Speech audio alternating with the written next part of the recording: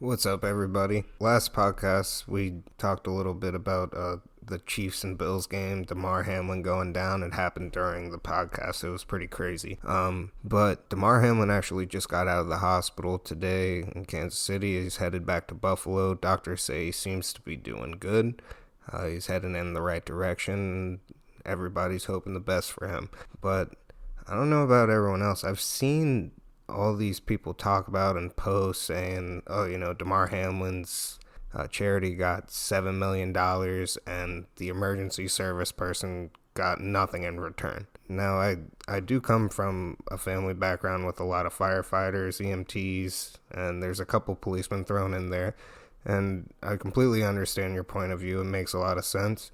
A lot of emergency service people don't get the recognition they deserve, especially police officers. They get a horrible view in just everyday life. But I have a question for you. When you signed up and decided to be in the emergency services, a public servant, whatever you want to call it, did you decide to do that for publicity and fame, or did you do that to be an essential part of your community who takes care of people without necessarily getting all the recognition you deserve? I feel like everyone who goes in that field knows exactly what you're going in there for, and it's not to be famous for doing the right thing. It's just doing the right thing out of the goodness of your heart and charity for your community and people. With that being said, I feel like everything that happens today, every single thing that happens in the news just needs to be so politicized. Why does everyone feel the need, no matter what happens? Like, a man just died on the field. Why do you feel the need to bring in your viewpoints of, say, like, hey, we back the boys in blue, or hey, we're on this side of the political spectrum, or this side, or whatever you want to call it? And it's, I understand this isn't the best situation, and, like I said, I agree with some of the things you guys said, but tell me, like, how does that help anything in this situation at all? Like, besides you just showing what your personal beliefs are.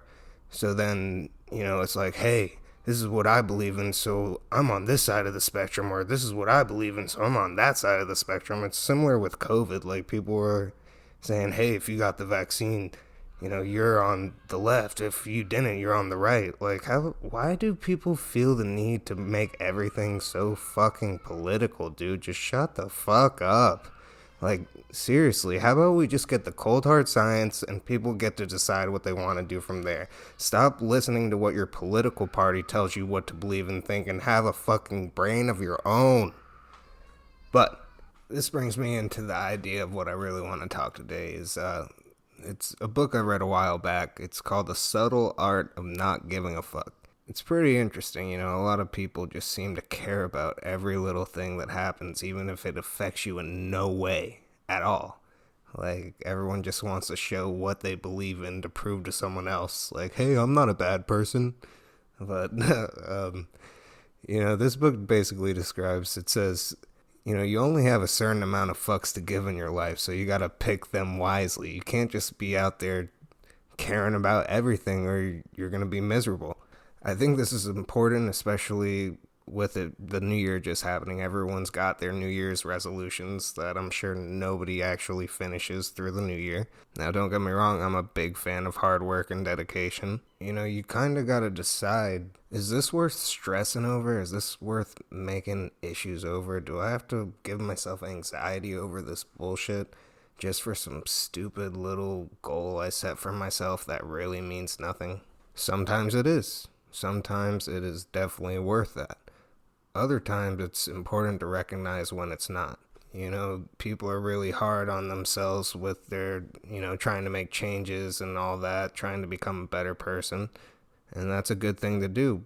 But overall, all these things are to help you better your life or find a meaning in your life, which everyone is trying to find. A lot of people say that's the most important thing that you can do, is to find a meaningful and worthwhile life that you want to live. So this is an idea against the conventional thought of self-help and bettering yourself. Usually tells you to visualize success and think about the type of person you want to be.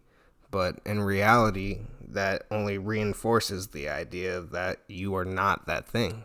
Everyone wants to think the secret to life is to have, the best marriage, the best car, the biggest house, the most money, the biggest yacht. But according to Mark Manson's point of view, the key to having a good and happy life is not giving a fuck. Give a shit about the things that truly matter and that are important. Everybody trying to be a social justice warrior and prove your point. Are you really doing anything? Bringing all of these negative thoughts into your life, oh, it needs to be this way, oh, it needs to be that way, is doing nothing but making you feel worse about yourself. There's an infinite amount of shit that you can see or know, and there's a number of ways you can discover that we don't measure up in that, and we don't know. You could think you're the smartest person in the world, and there's always this whole field that you have no clue about, and I love that whole situation. It's crazy to think, people have a whole life inside of like a game like chess. Some people might think, oh, that's just a game. Other people devote their whole life to those things, and it's crazy to think about that, the whole human experience, everything that comes with it. But the idea of this book is that pursuing something only reinforces that you lack it in the first place. And accepting your experience of life as being great and wonderful is the single greatest thing that you can do for your happiness. So, if you think about it, you will never be happy if you continue to search for what happiness consists of. Everything in life that is worthwhile is won through surmounting some horrible negative experience. You don't go to the top of anything without putting in the work to get there and going through the shit along the way. That's just how it goes. So if you're able to not give a fuck about the pain your goals require, then you become unstoppable. And I don't know if you guys have noticed this before. It always seems like the person who just doesn't give a shit always seems to be doing better than you. It's like, man, no matter what I do, I can't pass this guy, and he just naturally has it. Maybe he doesn't naturally have it, but you're just overthinking it. Just take a step back and stop giving a fuck. If you know what you have to do better, to get better, just do it. Stop fucking thinking about it. Having this imaginary goal where you're going to reach and that everything's just going to be happy-go-lucky, euphoric life, nothing's going to be wrong, that's never going to happen. If you reach the point you're the richest person in the world, you have the hottest wife in the world, you have an amazing family, she cares for those kids, everything you could ever hope for, you will find a way to create problems for yourself, even if everything seems perfect. Everyone always says, oh, hey, that rich guy can't have problems. He's got all this money. There's no way he has all those problems. You make problems even after you fix the ones that you thought you already had. So don't hope for a life without problems. Hope for a life with good problems, the ones that you want. Decide which problems that you want in your life and push through with it. True happiness only occurs when you find the problems you enjoy and enjoy solving. With that being said, I just want to say, fuck your New Year's resolutions and make your new goals about living a happy and fulfilled life. And if you enjoyed Mark Manson's point of views, check out his book. I'll leave the description, The Subtle Art of Not Giving a Fuck, in the description. And hopefully you enjoyed SILT Podcast number 5, I think. All right, later, guys.